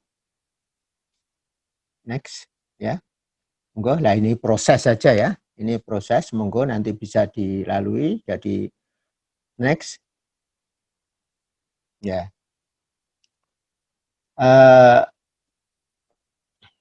Seorang seorang engineer atau seorang petugas ya yang dari penyedia jasa ini harus bisa bekerja sama dengan pengguna jasa. Padahal tadi sudah, nah inilah diperlukan nanti di dalam aturan yang baru itu seorang engineer itu harus punya keahlian, ada sertifikat, dibuktikan dengan sertifikat keahlian. Itu diatur di dalam kualifikasi bahwa berapa proyek tersebut dia harus ahli apa yang di situ misalnya. Jadi ini baik pengguna jasa dia harus punya orang tersebut dan penyedia jasa lebih-lebih harus punya itu. Ya, mulai kapan ada ahli-ahli? Mulai perancangan, karena perancangan itu nanti untuk merancang proyek sebelum direncanakan ini sudah ada. Kemudian perencana itu nanti dari situ, karena RKK itu kan diambil dari standar-standar yang dulu BESTEK ya, BESTEK kayak spesifikasi dari proyek tersebut punya spesifikasi apa tidak sama. Nah itu nanti harus disesuaikan. Tapi yang penting bahwa K3 di sini, tapi besok itu bukan K3 lagi loh. Nah, ya, jadi ini pemerintah di dalam Undang-Undang Nomor 2 Tahun 17 Pasal 59 itu sudah keamanan, keselamatan kerja ya, keselamatan kerja dan berkesinambungan, sustainable ya. Jadi ini sudah beda. Kemudian K3 karena ini terkait dengan COVID ya, ini ada keselamatannya gitulah, keselamatan kerja, kesehatan kerja ya. Tapi pada dasarnya ada keamanan, kemudian ada keselamatan kerja, keselamatan konstruksi lah. Ini nanti ada di breakdown masing-masing berbeda, Mbak. Jadi keamanan itu beda. Jadi Bapak Ibu sekalian, kita harus hati-hati di dalam penerapan ini dan kita Jadi kasus seperti ini. Kalau misalnya infrastruktur bisa dinaikkan, biayanya bisa dinaikkan, alat bisa dibeli. Kasus yang terjadi ada girder yang gelimpang ya pada awal-awal tahun sehingga menimbulkan satu permasalahan dan menimbulkan ini ada suatu dibentuk ada komite keselamatan kerja dan sebagainya oleh Kementerian PU atau pemerintah ini karena seperti itu. Jadi kalau seorang keahlian itu kan mengangkut kecuali kompeten, pengalaman dan dia attitude dan sikap untuk menghadapi satu masalah. Spesifikasi pekerjaan itu harus benar gitu loh. Nah, karena mungkin overload waktunya, karena dia tidak bisa seorang katakanlah seorang sopir, seorang driver untuk alat-alat berat itu kan terbatas juga, Pak. Jadi tidak bisa begitu dilatih, begitu jalan kan tidak bisa. Nah, seorang mandor yang untuk menangani sesuatu itu kan perlu pengalaman lama. Pengalaman itu menjadi satu dengan perasaan sehingga nanti menjadi satu begitu instingnya begitu keluar gitu menghadapi satu masalah. Dulu ternyata seperti itu karena dan kejadiannya biasanya habis di atas jam 12 malam ya menjelang subuh karena kelelahan udah tidak bisa apa-apa. Mungkin kemampuannya bisa, tapi kelelahan itu menimbulkan dia lalai terus terjadi kecelakaan. Biasanya kejadian seperti itu. Itu menurut penelitian tim kita ketika kita diajak oleh pemerintah melihat kejadian-kejadian itu. Jadi memang RKK ini akan menjadi satu dengan kontrak dan di situ ada di breakdown apa cara-caranya. Ya, termasuk ya ini kalau COVID ini bagaimana melaksanakan prosedur protokol kesehatan yang dilaksanakan seperti itu, misalnya jarak dan sebagainya. Next Mbak ya.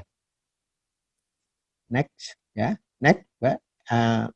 Next ya. Nah, jadi ini cuma jadi penjelasan saja, tapi prinsipnya tadi seperti itu.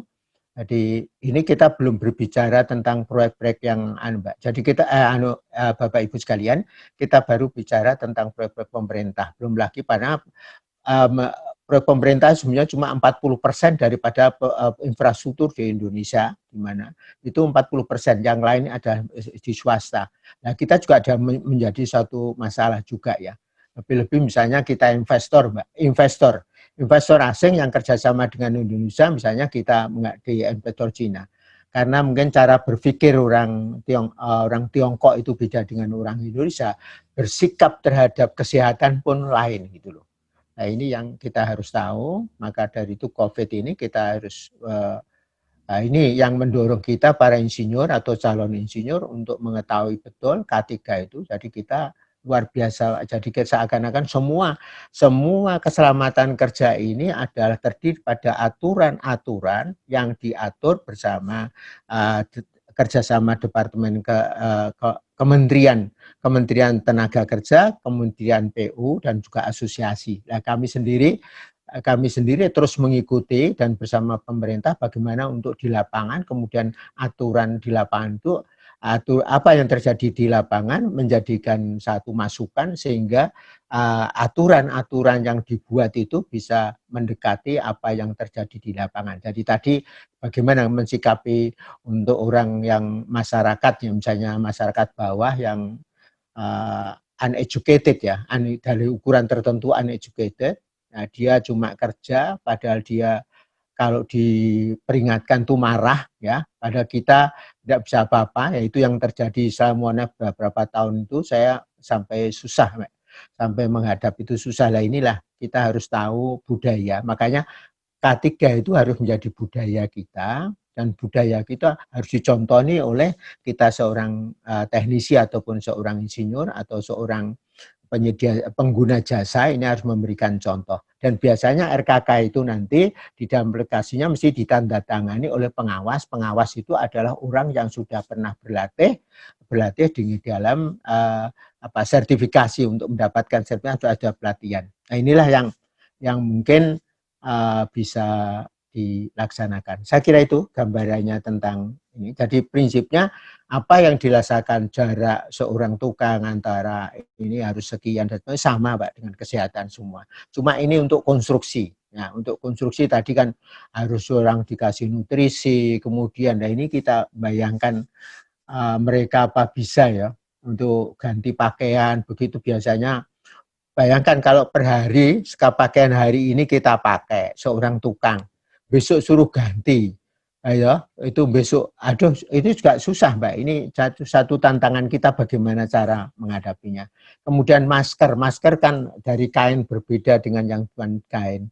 Mereka tetap, saya praktekkan, saya biarkan saja yang awal-awal COVID itu. Ternyata mereka juga kalau tidak dipaksa dengan agak diancam dalam positif ya, diancam positif, itu mereka juga tidak mau melaksanakan ya. Saya kira itu ya gambaran kita. Jadi mungkin nanti kalau bisa dilanjutkan, kalau nanti setelah ada peraturan untuk yang new normal ini, jadi K3 keselamatan keamanan konstruksi yang untuk ini segera terbit saya kira, karena ini memang harus dipaksa, pemerintah minta Kementerian PU untuk segera, Kementerian PU bersama dengan kami dari A2K4 untuk melaksanakan sehingga nanti segera terbit. Ini memang kita pacu Mbak ya. Ya, saya kira demikian untuk apa yang kita bisa sampaikan. Ya, terima kasih. Monggo kalau ada pertanyaan yang mungkin bisa kami jawab sekarang, kami jawab. Kalau enggak, bisa di lain waktu. Terima kasih. apa yang Kami bisa ucapkan sampaikan. terima kasih kepada kandidat Dr. Bapak Insinyur Supriyo. Kemudian hadirin peserta webinar ini, demikian kedua materi yang telah dibawakan oleh kandidat Dr. Insinyur Supriyo dan Bapak Dr. Lukman Ade Chandra. Dan kita langsung mulai sesi tanya jawab. Ada beberapa pertanyaan dari peserta webinar ini yang sudah kami pilih. Untuk pertanyaan pertama, pertanyaan ini ditujukan kepada Bapak Lukman, kepada Bapak Dr. Lukman Ade Chandra ya. Ini pertanyaan dari Saudara Subianto, Fitri Subianto.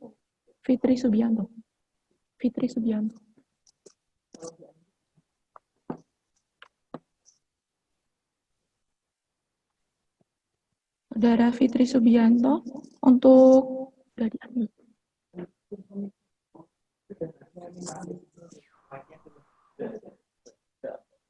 membacakan pertanyaannya. Terima kasih atas kesempatannya.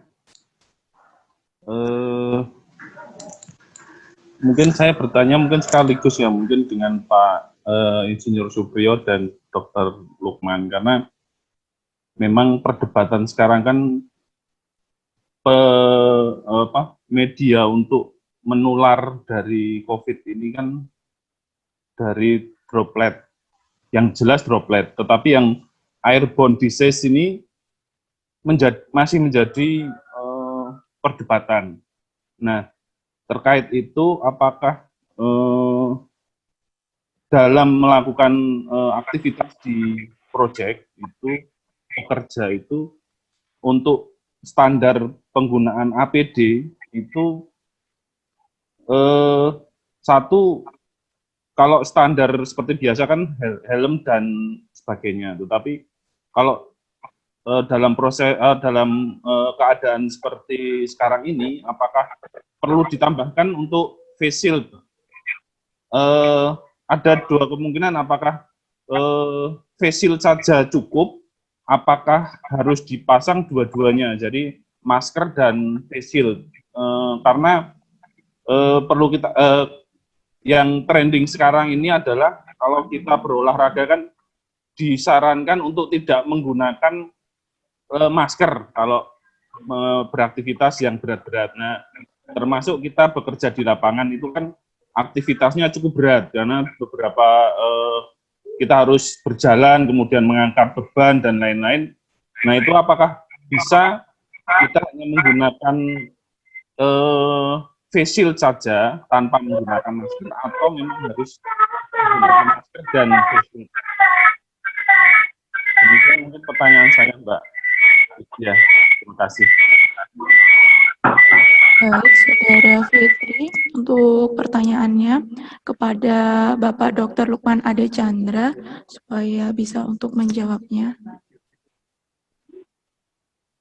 Baik, tadi pertanyaan pertama mengenai airborne ya, dan apa tadi droplet. Oke, akan coba saya jawab. Jadi memang penularan utama itu melalui droplet, ya, artinya partikel virus yang sebagian besar ditemukan itu adalah melalui droplet, artinya jarak pendek.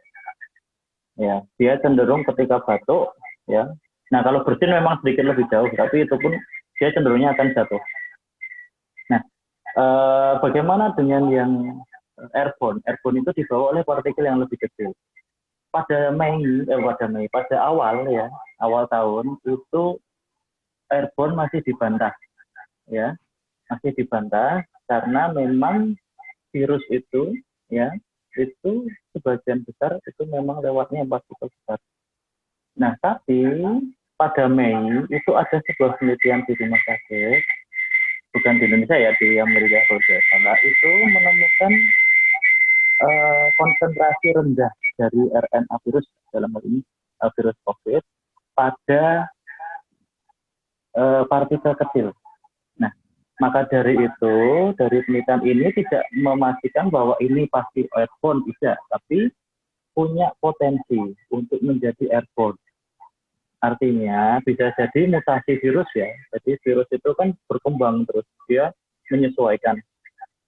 Bisa jadi saat ini, walaupun saya belum baca pernyataan WHO terbaru, bisa jadi dari penelitian-penelitian kecil menyebutkan bahwa memang sudah ada potensi airborne. Artinya kalau airborne ya artinya kita lebih waspada, walaupun hanya dalam skala yang lebih kecil, seperti itu. Kemudian yang kedua mengenai face shield ya. Jadi perlu tidak face shield. Memang face shield itu menjadi suatu standar.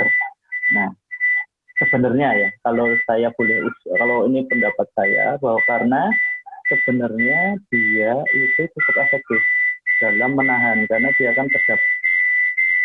Nah, yang menjadi problem sekarang adalah apakah itu mengganggu pekerjaan. Nah, seperti itu.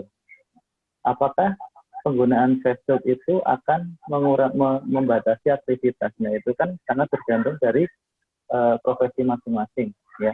Kalau dipikir-pikir sebagai tenaga medis, saya misalnya itu pakai APD, face shield, macam-macam itu tidak ya cukup mengganggu, tapi paling tidak mengganggu aktivitas dalam sehari-harinya. Artinya hanya mengurangi kenyamanan, itu betul. Tapi kalau untuk bekerjanya kan dia tidak terlalu membatasi, karena dokter kan gitu-gitu aja.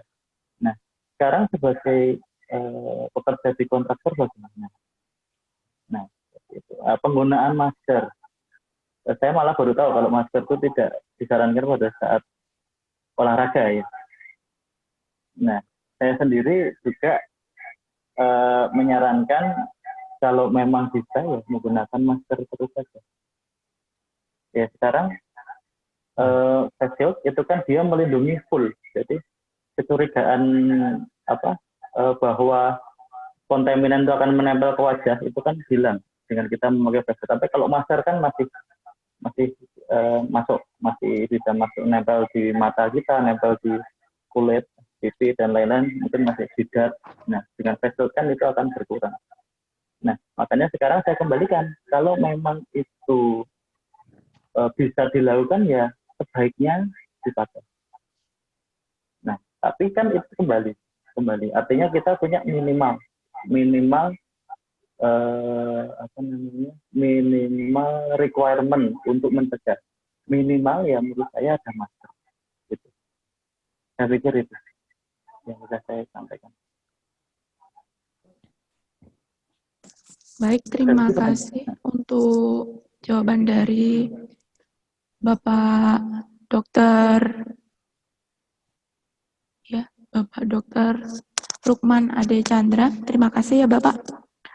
Untuk Saudari Fitri Subianto sudah jelas ya jawabannya. Ya. Untuk pertanyaan kedua, ini ditujukan kepada kandidat Doktor Insinyur Bapak Supriyo.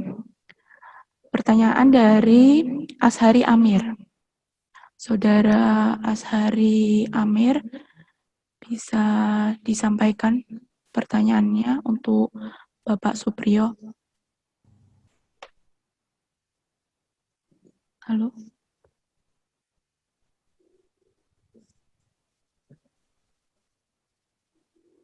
Saudara Ashari Amir, dipersilahkan.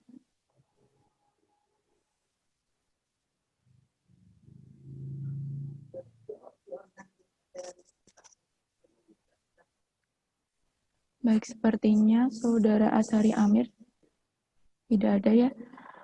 Pertanyaan kedua dari Felis Setiawan. Saudara Felis Setiawan, silakan pertanyaannya untuk Bapak Supriyo.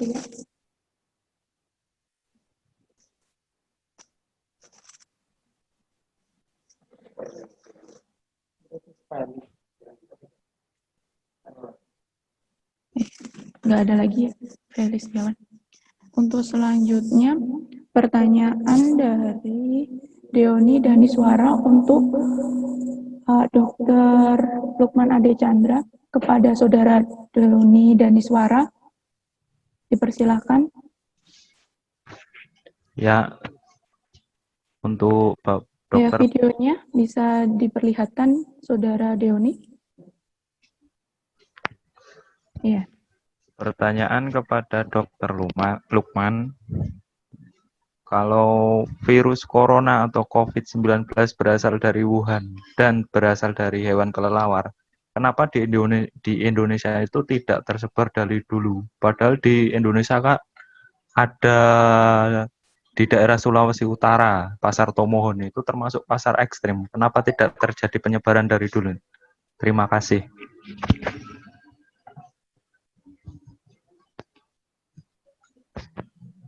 Baik, Saudara Deoni dari Suara, untuk dimatikan dulu videonya dan di-unmute dulu. Nah, Oke.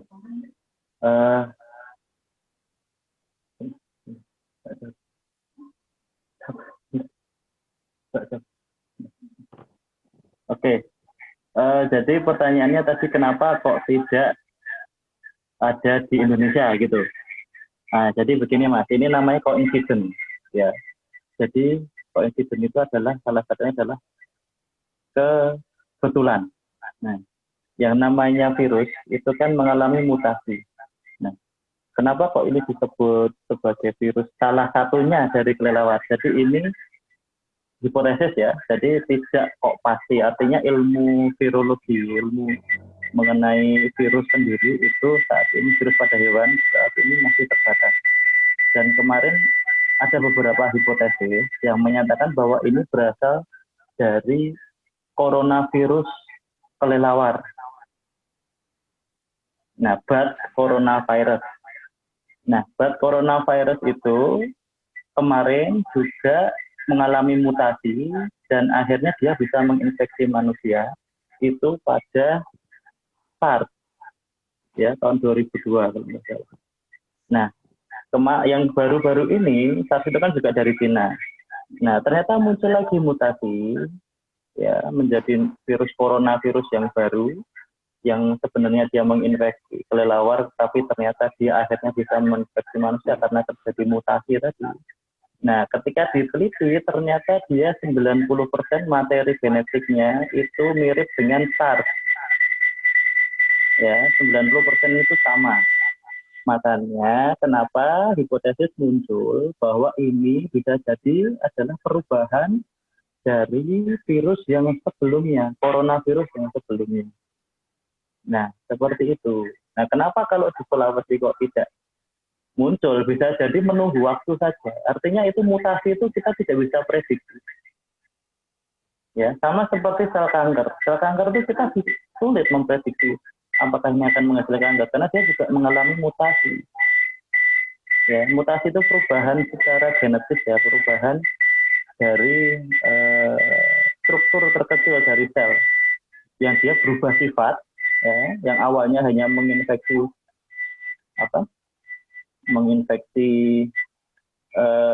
kelelawar menjadi bisa menginfeksi manusia. Sama dulu zamannya avian influenza. Harusnya dia hanya jadi burung, dia bisa ke manusia. Sama prosesnya, tapi itu semua adalah kebetulan. Jadi kita tidak bisa, ya. Mengapa kok di mana Sulawesi kok nggak muncul? Ya nggak tahu kita. Ya nggak tahu dalam hari. Ya mungkin suatu hari nanti, mudah-mudahan, ya supaya kita bisa terkenal. Kan? Nah, supaya daerah kita bisa terkenal, jadi mudah-mudahan bisa muncul di Sulawesi. Artinya kita tidak bisa menjawab mengapa, karena itu adalah coincidence, itu adalah suatu proses yang tidak bisa dikontrol, yang membuat terjadi adaptasi dari virus itu menjadi manusia. Pertanyaannya, kenapa kok dulu bisa sampai manusia? Nah, berarti ada kontak, entah dimakan, entah ditangkap, entah bersentuhan atau bagaimana, artinya akhirnya masuk ke manusia. Nah, saya pikir itu yang bisa saya jawab. baik, terima kasih untuk jawabannya, Pak Dr. Lukman Adechandra. Kemudian pertanyaan selanjutnya masih ditunjukkan untuk Pak Dr. Lukman Adechandra. Pertanyaan dari Saudara Amrun Hanantara. Silakan untuk bertanya. Saudara Amrun Hanantara.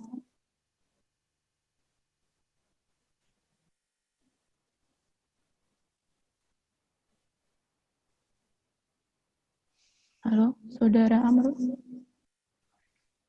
Sepertinya Saudara Amrun tidak ada ya, Bapak.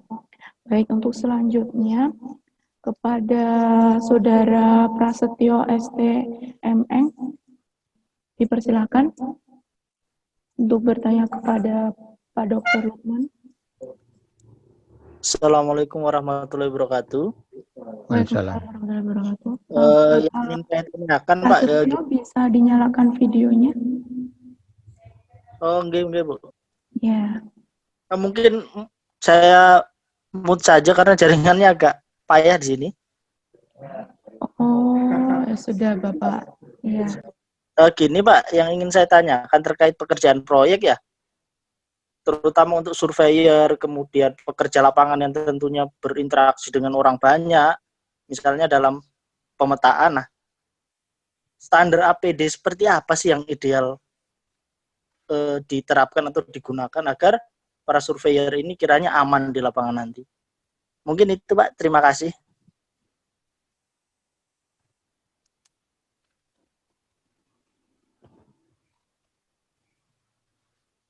Apa terdengar? Ya, sudah terdengar Bapak Prasetyo. Terima kasih atas pertanyaannya. Untuk Pak Dr. Lukman Ade Chandra bisa dibantu untuk menjawabnya, Bapak.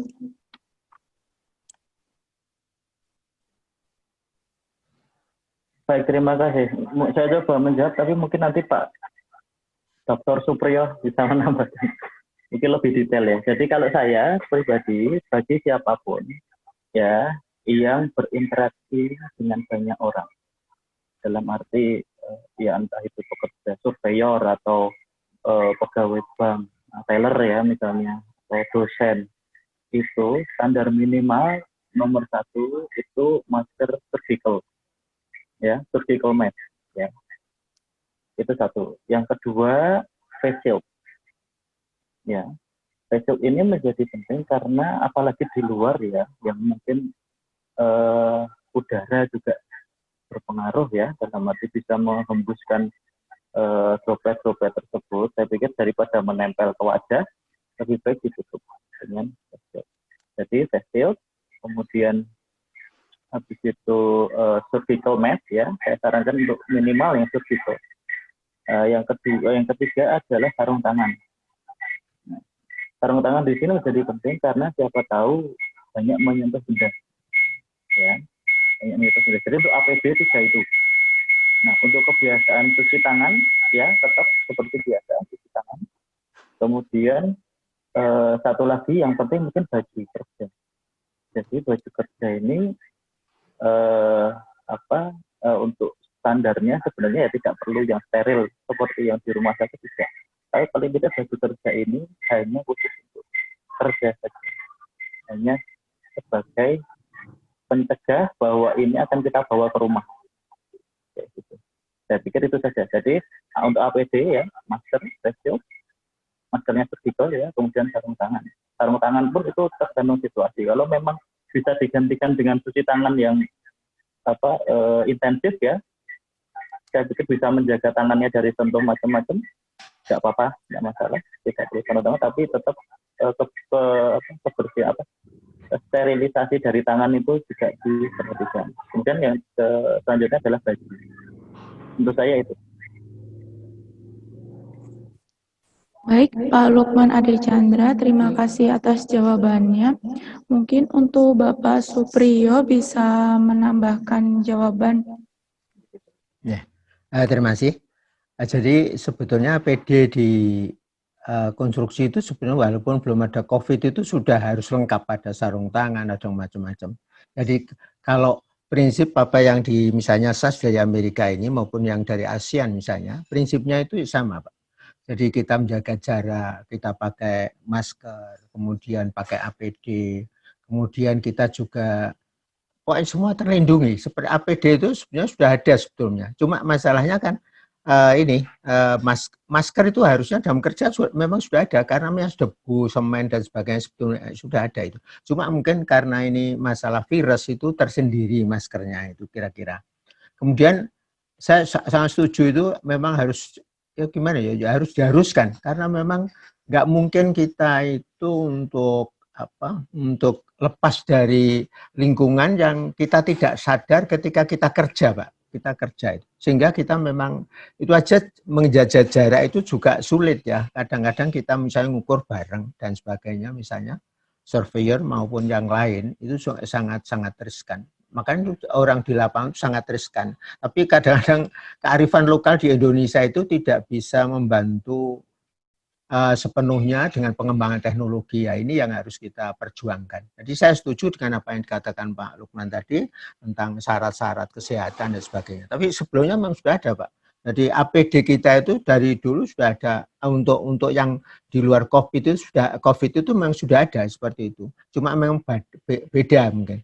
Jadi sampai hari ini belum ada satu untuk APD khusus yang untuk proyek itu enggak ada, kecuali untuk produk tertentu yang bersifat mungkin dekat dengan barang-barang kimia dan sebagainya, sudah ada aturannya itu.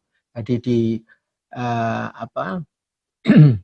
aturan untuk kan K3 itu kan banyak sekali, Pak. K3 untuk barang-barang yang dekat dengan barang-barang kimia, kemudian kerja di pabrik, kemudian dia kerja di lapangan, kerja di lab khusus yang terkait dengan barang-barang berbahaya dan sebagainya, lain-lain. Jadi ini memang ya harus gitu, Mas. Ya, saya pikir kalau memang kita harus bangga, yang penting mari kita budayakan lah. Kita budayakan bahwa pakai mana APD sebagai seorang engineer ataupun seorang teknisi itu harus seperti itu. Mari kita berbangga. Jangan kadang-kadang kita seorang pengawas atau seorang engineer pemimpin malah seakan-akan ke lapangan tidak berbuat apa-apa. Kita melihat misalnya Jepang ya, satu contoh ya, ada teman kita yang berkunjung ke sana yang sebelum COVID banyak. Itu dikatakan bahwa mereka seorang kita tamu di Jepang di bidang di lapangan di proyek itu, petugas Jepang dari seorang ahli K3 Jepang itu bilang bahwa saya menjamin Anda selamat, menjamin Pak, menjamin dia dalam artian menurut keilmuan dia.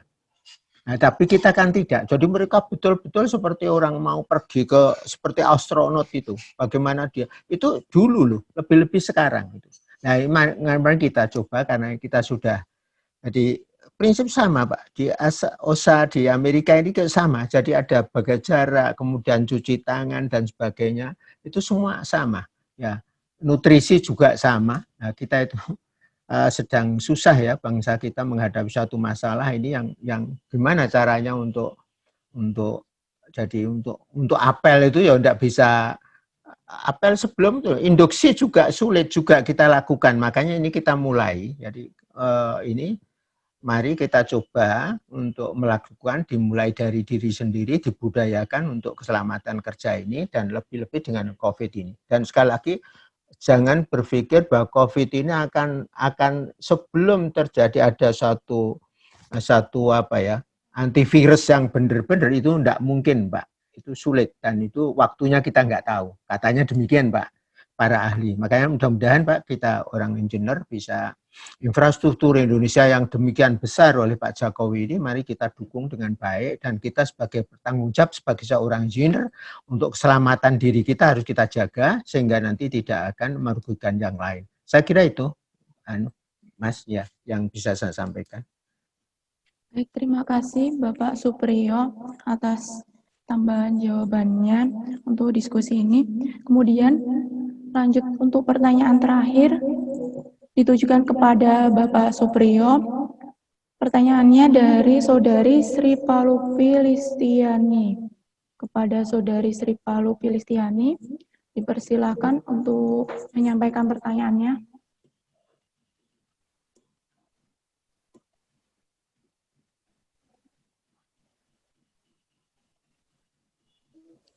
Pada Bapak Supriyo yang saya tanyakan, Ya. kaitannya tadi kalau konsultan perencana dalam penyusunan spesifikasi teknis itu Ya. apakah dalam aturan-aturan yang kita pakai perlu memasukkan Inmen tadi nomor 22/2020. Ya. Terus kemudian tentang dalam penjelasannya juga apakah perlu dijelaskan secara detail sesuai dengan Inmen tersebut, Pak. Jadi persis seperti dalam Inmen itu. Yang pertama, yang kedua, dalam penyusunan RAB itu kan ada pekerjaan persiapan. Ya. Biasanya pekerjaan persiapan itu kan ada poin K3 ya Pak? Ya, ada. Apakah dalam pembiayaan untuk COVID itu protokolnya itu bisa nggak diinputkan dalam pekerjaan K3, terus nanti itemnya jadi bunyinya K3 plus protokol COVID gitu Pak, yang nilainya lansam. Ya. Seperti itu. Ya, terima kasih. Ya. Baik, untuk Bapak Supriyo dipersilakan untuk menjawab. Terima kasih, Mbak. Insya Allah di dalam aturan yang baru, Mbak, yang terkait dengan COVID ini untuk normal baru atau new normal tentang pekerjaan konstruksi ini, menurut apa yang saya sampaikan sampai kita diskusi tadi malam, ini memang akan dimasukkan semuanya, Mbak. Mulai dari, karena apa? Seorang perencana itu menentukan sekali materinya dari apa, kemudian biayanya berapa, dan sebagainya itu dari situ. Makanya dulu kan tidak seakan-akan tidak di dalam perencana sebelum, bukan pelaksanaan saja yang kena dulu. Tapi kalau sekarang itu mulai perencanaan itu harus mulai K3-nya dimasuk. Dan kalau nggak salah itu ya, jadi nanti akan nilai K3 itu akan tersendiri, Mbak. Ya, jadi tidak inklusif saja. Dulu inklusif terus nanti jadi kalau kita kan di dalam masalah pemenangan tender itu kadang-kadang kan permainannya kan di biaya umum, Nah, biaya umum itu kadang-kadang sudah dimasukkan, dikatakan ini masuk K3, masuk, tapi pada dasarnya tidak dilaksanakan. Nah, ini nanti akan dirinci menurut, dan termasuk ada COVID ini, karena COVID itu sudah asumsi kita, COVID itu tidak bisa dibatasi kapan. Ya, sebelum ada suatu obat yang anti COVID itu pasti, ya toh, itu akan tetap kita laksanakan. Ya banyaklah yang berpendapat demikian, wallahu alam. Kita nggak ngerti kapan, tapi yang mudah-mudahan segera diangkat Gusti Allah lah. Karena ini kita nggak bisa apa-apa, Pak. Kita cuma berusaha ini. Jadi sekali lagi itu masuk, Mbak. Jadi akan masuk, dan andaikan tidak, ini informasi akan kita sampaikan, Mbak, supaya nanti di dalam penyusunan, karena ini draft penyusunan untuk regulasi yang terkait dengan pelaksanaan keselamatan kerja konstruksi yang akan untuk new normal ini sedang disusun. Jadi mudah-mudahan nanti bisa dimasukkan secara eksklusif sehingga nanti tidak tarik menarik dan harus terbuka. Jadi sekarang mulai dari itu, makanya perlu seorang perencana punya ahli K3 juga, Pak. Ya, ahli K3. Jadi ini kan seperti diskusi ini sangat kan dikejali, Pak. Kita harus belajar banyak, kemudian konten dari itu masing-masing. Dan tidak perlu misalnya seperti Inmen tadi mungkin ya tidak perlu dijelaskan secara detail banget, enggak. Tapi nanti mengacu pada pasal berapa, kemudian nanti selanjutnya itu nanti di breakdown pada pelaksanaan. Saya kira itu. Jadi nanti tergantung ketika kita ketika kita mau tender itu kan ada dilaksanakan kayak penjelasan itu ya. Ketika penjelasan harga tender kita jelaskan aja. Karena beda-beda ya persepsi pimpinan pura itu kadang-kadang berbeda-beda ya. Nah, ini kita yang jelas memang harus masuk, cuma bentuknya sampai apa, detail atau tidak dan sebagainya. Kan saya kira gitu, Mbak Palupi, sehingga nanti saya sangat-sangat setuju, dan insya Allah apa yang dikatakan Mbak Palupi ini akan kita sampaikan dari mulai perencanaan, pengawasan maupun pelaksanaan, ini harus mengacu kepada situasi COVID ini. Dan COVID ini tidak bisa kita katakan kapan berhenti, tapi yang jelas harus kita laksanakan ya. Kalau syukur cepat berhenti ya kita bersyukur, tapi kan harus nanti mudah. Kalau merubah aturan kan sangat mudah, Pak, tapi untuk pengeterapannya ini sulit itu loh. Ini yang mudah-mudahan bisa. Saya kira gitu, Mbak Palupi ya, kira-kira. Baik, Bapak Supriyo, terima kasih atas penjelasannya. Baik, para hadirin peserta webinar, dari diskusi ini bisa kita simpulkan yaitu upaya untuk pencegahan COVID-19 dalam penyelenggaraan jasa konstruksi dengan membentuk Satgas Pencegahan COVID-19 yang mengedukasikan kepada semua orang untuk menjaga diri dari COVID-19 di lapangan. Nah, menjaga diri ini dalam bentuk memakai masker, social distancing, dan menjaga kebersihan. Kemudian pada operasi keselamatan konstruksi dalam bentuk penyediaan fasilitas kesehatan di lapangan, didukung dengan melakukan penyemprotan desinfektan secara berkala di tempat kerja dan peralatan kerja. Baik, di akhir sesi ini kami ucapkan terima kasih kepada pemateri yang telah menyampaikan materi dengan luar biasa.